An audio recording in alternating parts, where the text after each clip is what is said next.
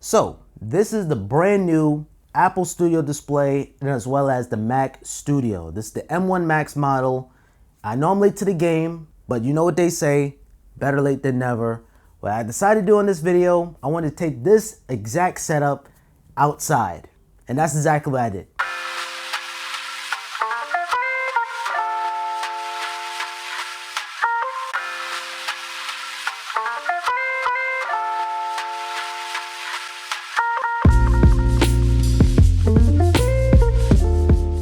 Now, the way I was able to accomplish this, I picked up this. This is a power station. This is from VATID. So some VATID, I highly encourage you guys to pick up a power station. Just God forbid if the powers go out, you could power up your refrigerator, use your computer, turn on the TV. Pretty much you can think of anything, you could pretty much power it up. Thankfully, this is able to power up this exact setup. So I have two AC outlets that could support up to 110 volts or 600 watts, which is incredible. And I could also charge up my phone, my iPad, and overall, this power station is just an absolute beast. And for the size of it, it's actually not too shabby. And you have a nice little handle too for easy handling. And of course, I have the Mac Studio itself. This is the M1 Max model. I really wanted the M1 Ultra to compare to the M1 Max of my MacBook Pro 16-inch. And I know that probably wouldn't be a fair comparison because, well, this is a desktop and that's a laptop. This is gonna just naturally have better cooling. There's no screen. But unfortunately, the M1 Ultra model is on back order. If you order it today, it's not gonna come until mid-June. I didn't wanna wait that long to shoot this video. But I've been using the Mac Studio and it performs exactly the same as my M1 Max 16-inch MacBook Pro. And honestly, this has one of the best IOs. You have USB-A, USB-C, Thunderbolts, you have gigabit Ethernet, HDMI, headphone jack. This has it all. An SD card reader right there, dead smack in the front.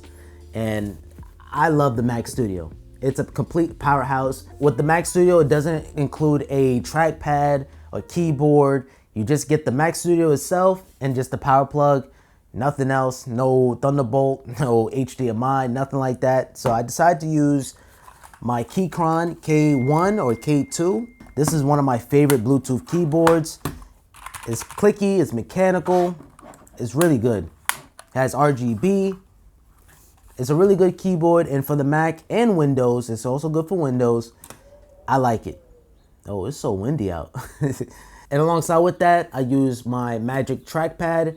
Space gray. I know Apple has this new black color, but I'm still rocking out with the classic space gray Magic Trackpad 2. Now I was gonna rock out with this. This is a light bar or a ScreenBar. This is from BenQ. This is the Halo series. Now if I were to put this on top of the monitor, it's gonna be blocking the center stage camera, and we don't need that. Honestly, I really don't care about the center stage webcam because I just use this camera that you guys see right now as a webcam, but it would be hard for me to recommend this particular setup and tell you to get a webcam. So basically what this does, it illuminates your keyboard at night and you can be able to see the keys, or if you want to sign documents at night, you can do so. Absolutely feel like this is a necessity for any desk setup. I've been sleeping on this light bar and I'm happy that I picked one up. And honestly, with this particular setup here, this is an all-in-one. Let's face it, because the speakers on the studio display sounds fantastic. The microphones, they're okay. And the camera, mediocre, but it will get the job done. But nonetheless, this particular setup is really all you need. And I didn't want to go too crazy. I didn't want to bring HomePods outside. I didn't want to bring, subwoofer. I didn't want to go overkill. I want to make this a minimal, simple, but effective desk setup. And really, to go outside the box, you could pick up one of these. This is a Type-C portable monitor, and this is only going to be powered through Type-C. So essentially, you plug this into the Mac Studio, and that's it. There's no AC outlets, nothing like that. So I highly recommend this. Unfortunately, I didn't want to shoot any B-roll because the screen is actually cracked on this. I don't know what happened to it, but it's all cracked up. So if you really want to have a portable setup, you can put this right on top, and now you have the ultimate powerhouse on the go. And obviously you want to get like a nice little tablet stand and you're good to go. yeah, maybe I might pick up another one of these monitors. It's just unfortunate how this one is cracked for whatever reason. Now I want to talk more about the Mac Studio itself. I absolutely love the performance of this thing. The M1 Max is the best M1 chip Apple has ever made. I never experienced the Ultra, but the Max is just, it gets the job done for me. And it performs exactly the same as the 16-inch MacBook Pro that just came out, the M1 Max model. And this one here is no exception, performs exactly the same. No complaints, no hiccups, and editing videos is just like butter. 4K at 60 frames per second, it just plays it back nice and silky smooth. No hiccups, no stutters, especially with plugins or effects that I put on there. I love the M1 Max, and this is pretty much all you need. Getting the M1 Ultra is overkill, to say the least. The M1 Max was overkill, but the M1 Ultra, I'm sure, is like, that is just...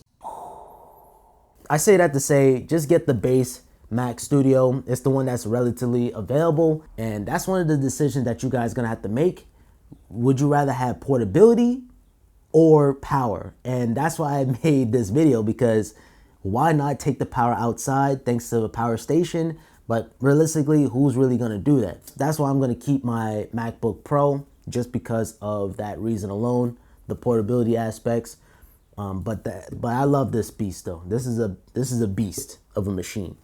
Now, I know I was very critical about the Apple Studio display on my last video, but for the price point starting at $1,600, it is way too expensive for what it is. You can definitely get your money's worth elsewhere.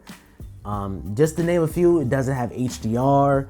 You have very weird stand options. So if you want to be able to adjust the height, you're gonna have to get that one, but that's gonna run you $2,000. Now I said it on the last video and I'm saying it again. If you want to get this display, get the Visa mount option. That's the best bang for your buck, because you have the option to tilt it, adjust the height, or if you have a desk setup like me, you can get a sit-stand desk. This is a smart desk from Autonomous, where you can be able to adjust the height up or down, and that way you don't have to adjust the height and spend $2,000. I love the monitor, it's just not worth it. I'm way better off sticking with my ultra wide, having the same resolution. For $1,600, it better have ProMotion, it better have HDR, it better have local dimming, it better have all of the mounting options that you could offer out the box. But yeah, that is my minimal desk setup for the Apple Studio display in the Mac Studio. Let me know down in the comments down below. Let me know down in the comments down below what you guys think. And of course, I'm gonna throw a link in the description to all the products featured on this video. I highly recommend this power station, especially if you live in an area with hurricanes or if you suffer through power outages from left and right. That is basically it for this video. Make sure you guys subscribe with notifications on. Help me reach the 200,000 subscribers. We're getting so close, guys. Drop a like on this video and have a simple day. Peace.